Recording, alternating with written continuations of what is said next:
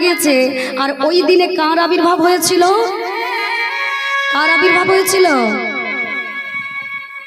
চৈতন্য মহাপ্রভু গৌর সুন্দরের আবির্ভাব হয়েছিল। দোল পূর্ণিমার দিনে যেমন রাধা গোবিন্দ তেনারা যুগল রূপ দর্শন করিয়েছিলেন, লীলা খেলা খেলেছিলেন, দোল খেলা খেলেছিলেন গোপীগণের সঙ্গে। আর ওই আজকের দিনে ওই জয় রাধে হরি বল হরে কৃষ্ণ, সেই দোল পূর্ণিমার দিনে আমার মহাপ্রভু আমাদের মতো মুড়ো জীবের লাগি তিনি এসেছেন কলিযুগে। হরি বল।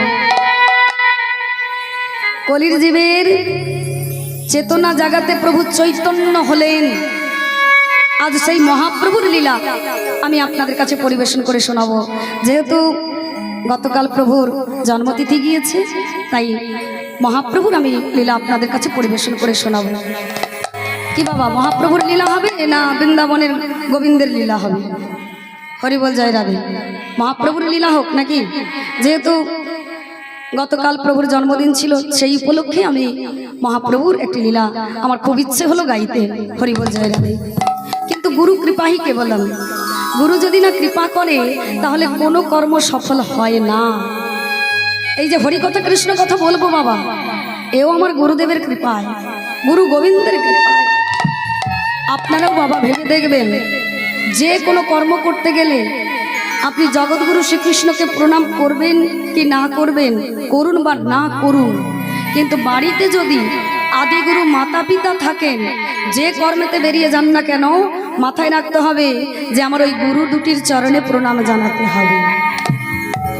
মাতা পিতা যদি প্রণাম সন্তানদের গ্রহণ করেন তাহলে ওনারা মন প্রাণ ভরে আশীর্বাদ করেন যে হ্যাঁ, আমার সন্তানটা আমাকে মনে রেখেছে, যে কোনো কর্ম করার পূর্বে মাতা পিতার চরণে প্রণাম জানাচ্ছে। ধীরে ধীরে কিন্তু আমাদের সংস্কৃতি উঠে যাচ্ছে কি, এখন শুধু হাই হ্যালো চলো। হরি বল জয় রাধে। মাতা পিতার কাছে একটু সময় কাটাবো তাও হয় না, কিন্তু না হোক কোনো দুঃখ নেই, কিন্তু যেখানেই বেরিয়ে যাবেন মাতা পিতা যদি থাকে বা বড়রা থাকে তাদের চরণে প্রণাম জানিয়ে তবেই কর্মে বেরিয়ে যাবেন। দেখবেন আপনার কোনো পথে ঘাটে কোনো দুঃখ আসবে না, কোনো আঘাতও আসবে না। গুরু সব কিছু হরণ করবেন। আমাদের আদিগুরু মাতা পিতা আশীর্বাদ যে করেছেন সেই আশীর্বাদ আমাদের মস্তকে থাকবে। আর আমরা হলাম এখনকার উদ্ভট সন্তান, যেখানেই যাই না কেন মাতা পিতাকে বলেও যায় না। তারা যে কতটা দুশ্চিন্তায় থাকে